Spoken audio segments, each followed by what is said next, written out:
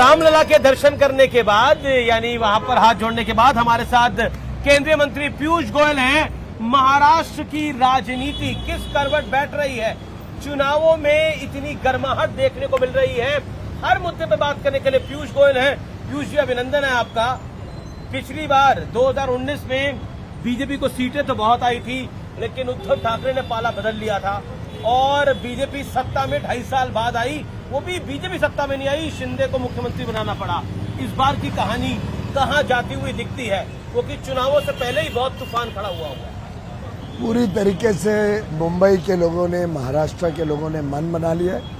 महायुति की सरकार प्रचंड बहुमत से बनने जा रही है और मैं मानता हूं कि जो धोखा उद्धव ठाकरे जी ने दिया, जनता के साथ तो धोखा किया ही, अपने पिता की जो सिद्धांत थे उनको भी जो त्याग दिया और हिंदुत्व को त्याग दिया और जाके कांग्रेस और हमारा हिंदुत्व जो है, उद्धव ठाकरे का इंटरव्यू हमारे नेटवर्क ने किया, उन्होंने बोला हमारे हिंदुत्व में एक हाथ में काम है और एक हाथ में राम है हमारे लिए।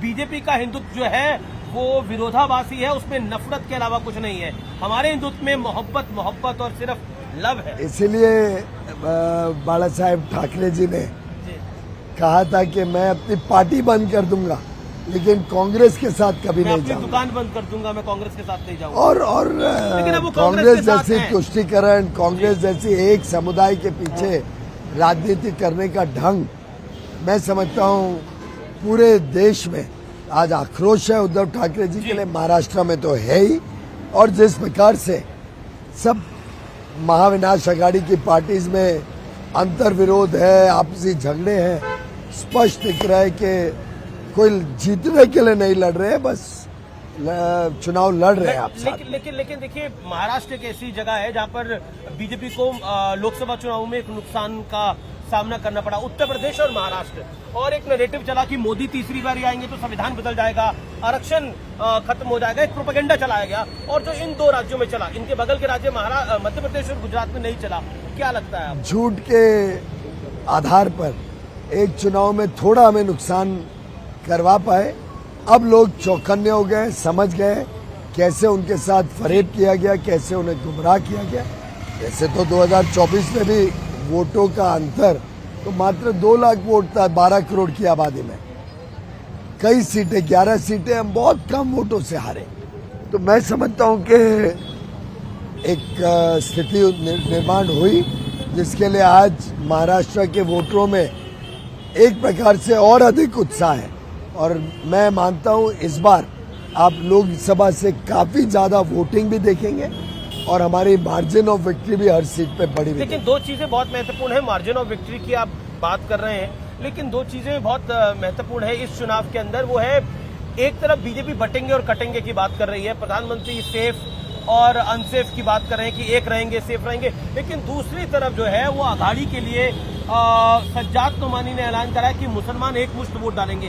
तो पोलराइजेशन जो है वो अगर होगा तो क्या आपको लगता नहीं है इसका नुकसान आपकी युति को होगा? क्योंकि एक तरफ तो वोट परसेंटेज भी ज्यादा होती है और एक मुश्त वोट पड़ता है, दूसरी तरफ बंटवारा होता ही होता है, ये तय है। ऐसा है कि हम कभी नहीं मानते हैं कि कोई भी समुदाय कोई अलग है। हम 140 करोड़ लोगों को एक होने का आह्वान करते हैं, राष्ट्र भावना के साथ, देश के प्रति। जो देश के विरोध में काम करते हैं, एंटी नेशनल फोर्सेस के विरोध में हमारा प्रभाव रहता है, हमारा प्रचार रहता है। और मैं समझता हूं कि देशवासियों को, सभी को ये आह्वान है कि देशभक्ति के साथ हमने रहना है, देशभक्ति की बात करनी है। जो लोग धर्म के आधार पर राजनीति करते हैं, धर्म के आधार पर अपील करते हैं कि कोई एक पक्ष को या एक पार्टी को वोट दें, मैं समझता हूं उनके खिलाफ हमारी लड़ाई। देखिए, मेरा परिचय आपसे बहुत पुराना है। आपने 2012-13 में भी, जब मोदी जी चुनाव लड़ रहे थे, तब भी रणनीति बनाई, 2019 में भी बनाई, 2024 में भी बनाई। मोदी जी जब कोई नारा लगाते हैं तो उसके कुछ मायने होते हैं, जैसे एक रहेंगे तो सेफ रहेंगे, तब नारा दिया था कि फिर एक बार मोदी सरकार। तो क्या इस नारे के मायने क्या हैं? क्योंकि कहीं ना कहीं ऐसा लग रहा है कि बीजेपी जो है वो पोलराइज करना चाहती है इलेक्शन को। आप जो उलेमा के जिस प्रकार के वक्तव्य है, जिस प्रकार की संस्थाओं ने मिलकर देश को आह्वान बांटने की, किया है। समाज को बांटने की कोशिश की है, उनसे चौकन्ने रहने के वो लिए। कह रहे हैं कि मुसलमान एक वोट एक तरफ ऐसा डाले। तो नहीं कहा है। नहीं। मोदी सज्जाद जी तोमानी ने कहा है सारे, कि इसीलिए मुस्लिम एक वोट एक तरफ डाले। देखिए, मोदी जी ने जितने जनहित के कार्य किए, कभी भी भेदभाव नहीं किया। लेकिन पीयूष जी, मोदी जी जो एक रहेंगे, सेफ रहेंगे, वो बात तो हर हिंदुओं एक की कर रहे हैं। नहीं, हर एक देशभक्त को, हर एक उस व्यक्ति को जो वोट डालने जाएगा, उन सबको कह रहे हैं कि इस प्रकार के वक्तव्य, इस प्रकार के जो समाज को और धर्म के आधार पर बांटने की जो कोशिश हो रही है, इसके खिलाफ महाराष्ट्र के लोगों को चौंकाने का। जी, दूसरी बात है कि क्योंकि आप मेंबर ऑफ पार्लियामेंट भी हैं, नॉर्थ मुंबई के केंद्रीय मंत्री भी हैं, उससे पहले राज्यसभा भी आप रहे। क्या आपको लगता है कि जो आज के दौर की राजनीति है, उसके अंदर कहीं ना कहीं बयानों की बहुत अहमियत हो गई है? जब एक तरफ से बयान आता है उद्धव ठाकरे का कि एजेंसीज जो हैं वो हमें परेशान करने की कोशिश कर रही है, उनका बैक चेक हो गया है, एक नैरेटिव मिल रहा है, बन रहा है। और उनके प्रवक्ता ने बोला, मेरे ही कार्यक्रम में बोला कि जो इलेक्शन कमिश्नर हैं वो बीजेपी के अनुसार काम कर रहे हैं। Election commissioner Rajiv Kumar. अमित जी, आप तो बड़े अनुभवी पत्रकार हैं जी। आप भली बात ही जानते हैं कि हर चुनाव में हर एक जो अलग अलग प्रकार से ट्रैवल कर रहा होता है या प्रेस की गाड़ियां भी चेक होती हैं। सड़क पे भी कोई जा रहा होता है, मैं तो अपने घर रात को लौटता हूँ तो पुलिस वाले चेक करते हैं गाड़ी। आपकी गाड़ी भी चेक हुई है?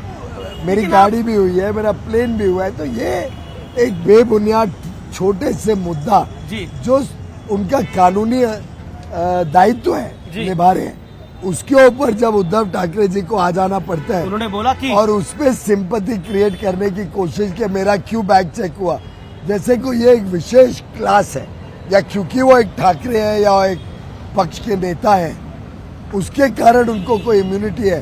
ये महाविनाश अघाड़ी की विनाश की तरफ जाने का सोच है। मैं आपको याद दिलाता कोई बड़ा मुद्दा नहीं है, कोई विषय है क्या? सबका बैग चेक आपका भी हुआ है। अरे भाई, एकनाथ शिंदे जी का हुआ है, देवेंद्र फडणवीस का हुआ है, अजित पवार का हुआ है, गडकरी जी का हुआ है, गडकरी आप जी कह रहे का हो आपका हुआ हुआ है। है। मुझे कल परसों बताया गया कि मेरे सामने तो नहीं हुआ, मुझे बताया गया कि वो बैग चेक करने आए थे लोग, पूरा प्लेन चेक किया। कहने का तात्पर्य ये है, जब कोई नेता ऐसी छोटी बातों से डरने लग जाए, उसके दो वजह हो सकती जी। या तो दिल में कुछ खोट है जी। डर है कि मैं कुछ कर रहा हूँ जो पकड़ा जाएगा, ये मेरे गलत कारनामे बाहर आ जाएंगे, या इतना हताश हो गए कि अब उनके पास चुनाव में कोई मुद्दा ही नहीं है। उन्होंने बोला कि जो अधिकारी आज मेरा बैग खोल रहे हैं मैं उन्हें खोल दूंगा। जरूर, उनका जो इच्छा है वो ख्वाबी पुलाव बना सकते हैं, और दुर्भाग्य से उनका इतनी बुरी हार होने वाली है कि अधिकारियों को कोई डरने की आवश्यकता नहीं है। उन्होंने अपना काम, जो सिंपैथी वोट अधिकारियों ने अपना काम, अपनी जिम्मेदारी भली भांति ईमानदारी से निभानी चाहिए। सिंपैथी वोट आपको पड़ा किसी पड़ेगा, से उनको डरना जैसा नहीं लोकसभा में पड़ा था। किसी से डरना नहीं है जी। और मैं मानता हूँ ये सिर्फ और सिर्फ एक कोशिश है कि हारते हुए एक पार्टी की कि लोगों को डरा धमका के किसी तरीके से उनको प्रेशर में लाने की। जी, सिंपैथी वोट क्योंकि लोकसभा चुनाव में पड़ा, ये सवाल मैं इसलिए पूछ रहा हूँ आपसे, सिंपैथी वोट लोकसभा चुनाव में पड़ा तो क्या वो सिंपैथी वोट दोबारा पड़ सकता है, आपको लगता है? मुझे लगता है कि झूठ और फरेब के आधार पर आप एक बार लोगों को गुमराह कर सकते हो, बार बार झूठ को आप इस्तेमाल करो तो लोग उल्टे रिएक्शन में आपसे और नाराज होते हैं। जी, लेकिन क्या आपको लगता है कि जिस तरह से अजीत पवार की तरफ से भी बयानबाजी हुई कि बटेंगे और कटेंगे जो है वो महाराष्ट्र में नहीं चलेगा, क्या आपको लग रहा है कि और वो गठबंधन के बाहर भी कहीं अपॉर्चुनिटी तलाश रहे हैं? ऐसा लगातार इस तरह के बयान उनके नेता मेरे तो लगातार अजीत पवार जी से मिलना होता है। मैं समझता हूँ उन्होंने अपना मन बनाकर ही भारतीय जनता पार्टी और महायुति में शामिल हुए, हमारे साथ शामिल हुए, और मुझे लगता है कि ये भी एक आप लोग का थोड़े हेडलाइंस बनाने के लिए हेडलाइन तो वही देते हैं पीयूष जी। नहीं, उन्होंने कोई ऐसा गलत बात नहीं, उन्होंने बोला कि बटेंगे और कटेंगे मुझे नहीं लगता महाराष्ट्र में चलेगा। उन्होंने कहा ना कि उनको नहीं लगता, और हमें भी कोई मुझे लगता है कि गलत फहमी नहीं है। हमारा अगर आक्रोश है तो उलेमा जैसे संस्थाओं के ऊपर है या ऐसे लोगों के ऊपर है जो समाज को धर्म या जाति या भाषा के आधार पर बांटने की कोशिश। जी, तीन चीजें बहुत अहम है। एक है इस महाराष्ट्र की राजनीति के अंदर विकास कितना बड़ा मुद्दा है। दूसरा, बार बार कहा जा रहा है कि एक कॉर्पोरेट हाउस बड़ा बार बार दखल दे रहा है, बीजेपी की मीटिंगों में था, उसको लेकर भी बहुत सी बातें कही जा रही हैं। उस पर आप क्या कहना चाहते हैं? मुझे लगता है कि उसका खुलासा तो ऑलरेडी पूरा हो गया है, उसमें कोई था नहीं मीटिंग में।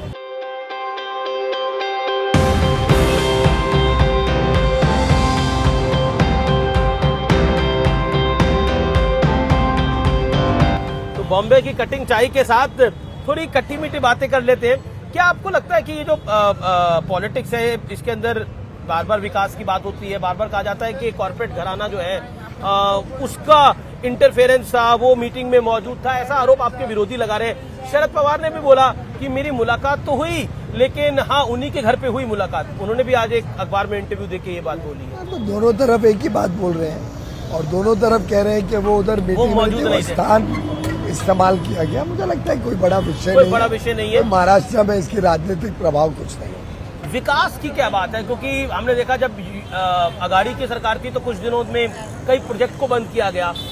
क्या वो पॉलिटिकल वो मुद्दा है महाराष्ट्र और खासतौर पर मुंबई की जनता के बीच में? विकास ही मुद्दा है। जो प्रोजेक्ट्स को बंद करा गया था उद्धव ठाकरे की सरकार में, विकास ही मुद्दा है शिंदे की और सरकार में आक्रोश है। मुंबई क्या पूरे महाराष्ट्र में आक्रोश है कि 2.5 वर्ष तक उद्धव ठाकरे जी मुख्यमंत्री रहे, कभी ऑफिस तक नहीं गए, 2.5 वर्ष में अपने ऑफिस में नहीं जाते, और ऐसी सरकार चलाई जिसने कोस्टल रोड रोक दिया, जिसने मेट्रो 3 की लाइन रोक दी, रेलवे से कोऑपरेट नहीं किया हाई स्पीड बुलेट ट्रेन के प्रोजेक्ट में, अटल सेतु रोक दिया। एक प्रकार से महाराष्ट्र में एक बड़े कमजोर स्थिति पे लाके छोड़ दिया। लेकिन ऐसा क्या रहा कि उद्धव ठाकरे और आपका अलायंस टूट गया?